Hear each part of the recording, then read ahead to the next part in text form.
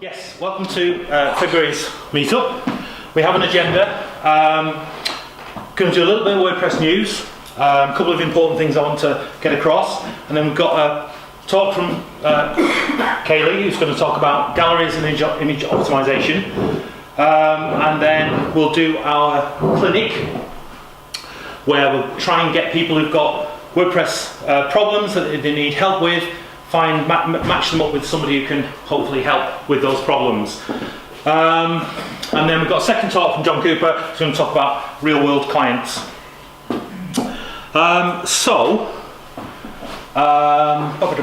Yes, so WordPress news, just a few items that I've just grabbed at quickly this afternoon.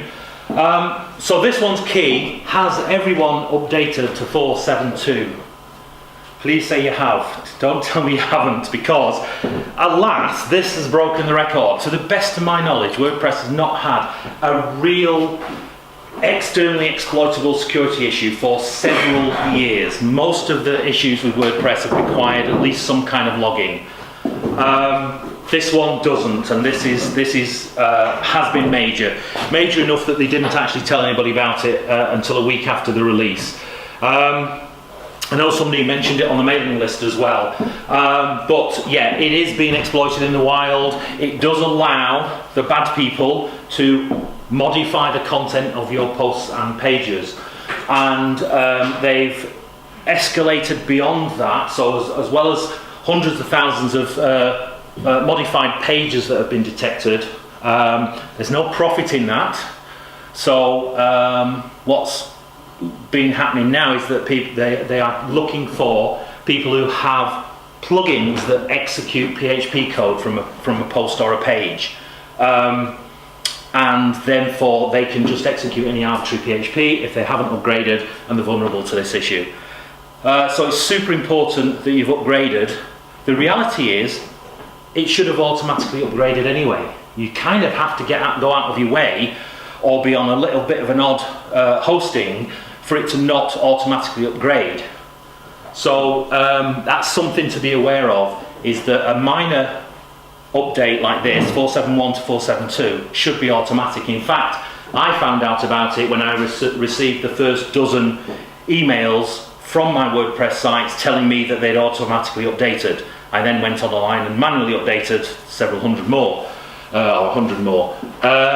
So yeah, it does automatically update. So unless you've done something to stop that, or your hosting's a little bit odd, it should automatically update, but it's definitely worth checking.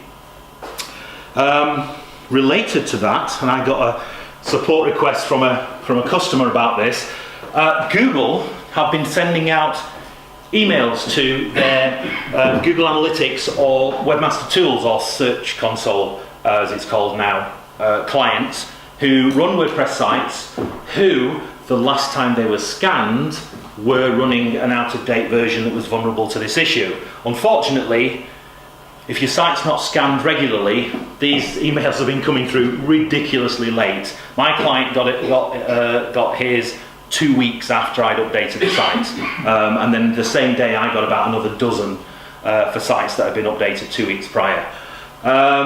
So those have been coming through, and it's great that Google are doing that, but it's a little bit disconcerting that somebody might have done that a fortnight ago and then get this email from Google thinking, oh no, there's some other issue. It's the same one, they're just a little bit out of date with it. On a similar vein, BlogVault, who are a company that do automatic backups of your site, a little bit like WordPress, if anybody's come across that from Automatic, and they got a security breach at their server end, which meant that they were able to infect some of the customers' sites, which is really, really bad. By nature of the fact that a backup solution needs to be able to restore onto your site, and therefore their BlogVault servers were able to write to people's sites, and so they managed to catch it before a lot happened. So there were a few, but it wasn't all, and no other information was lost as far as I know. Yeah, more than 20,000 sites it's active on. I did see a number. Did I see a number? there was another article that suggested that there were a few thousand were affected, but not all of their customers. So if you do use that service, just check your site and make sure it's not been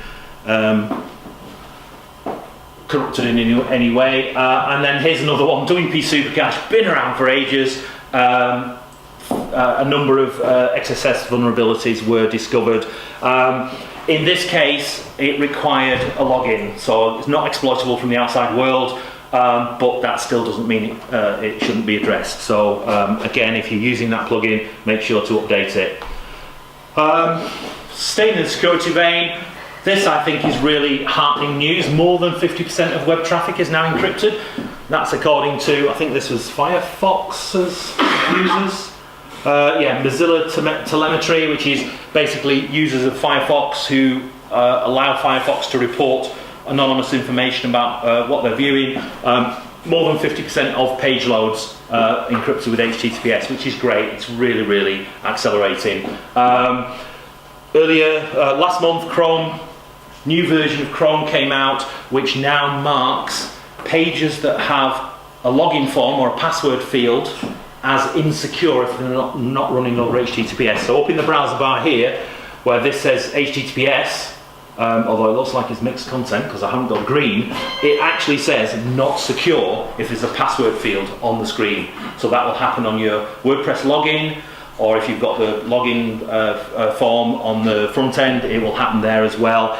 I'm not sure if it happens on all forms, but it may well do, because any form could be used to transmit personal information. So a contact form, for example, it's got a phone number field.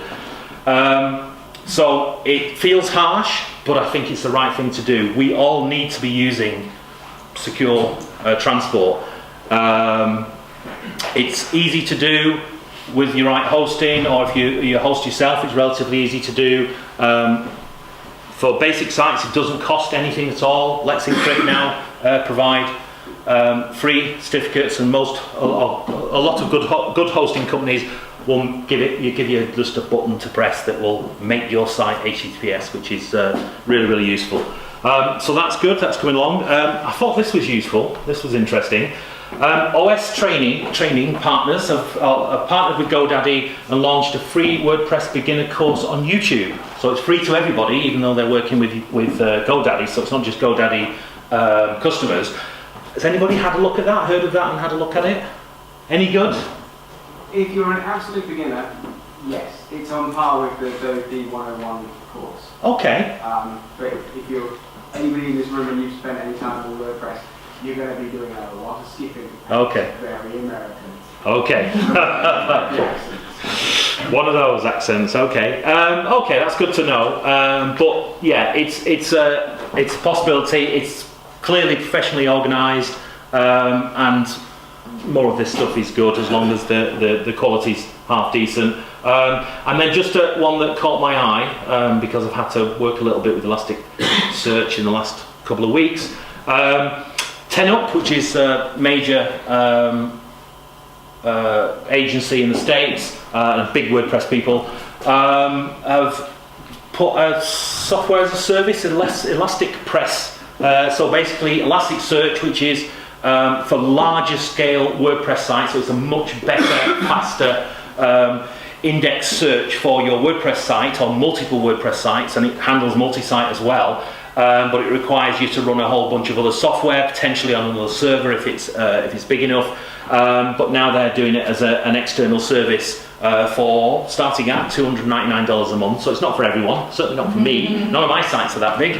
But if you need that, it's definitely something to look at, because ElasticPress is quite good. I think, do Automatic use ElasticPress for their search on WordPress.com? They use Elasticsearch, but they don't use ElasticPress. No, because this is brand new anyway. The same technology behind it, though, isn't it? I think ElasticPress is support for a plugin that another company made, which is support from what's used on WordPress.com VAP. Yeah, that's what I thought. Yeah. Cool. Okay. So that's my brief WordPress news. WordCamp London is next month, March the 17th to the 19th. 18th to the 20th, around then, 17th to 19th, probably. Still got tickets available, or they had last time I looked, or when I bought mine, I should say, on Monday. So if you're looking for a WordPress conference, definitely one to check out. I've been for a couple of years in a row now, and it's really, really good. They put an awful lot of effort into making it a good experience.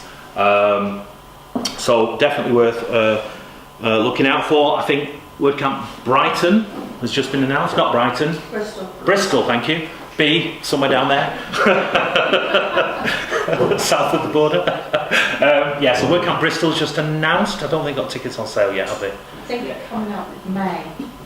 The tickets are already on sale. Oh, right, okay. And they're looking for speakers. Okay. Who wants to speak there? You've got till the 14th of April, which, given that the WordCamp is in like May. Okay. Pushing it time. Yeah, they are. But yeah, definitely. And then later this year we've got WordCamp Manchester, which I know is in the throes of being organised. You lot were looking for. You've done your speakers now. You've got your speaker applications in. Is that right? Manchester? No, very early days. Oh, is it? Okay, so yeah, but Yeah, we don't have dates yet. oh right, okay. So, but it's on its way. Keep your ears open, as it were. Later end of the year. Right, cool. Okay, so that's me done. Anybody got any questions on any of the stuff I've just briefly touched on there?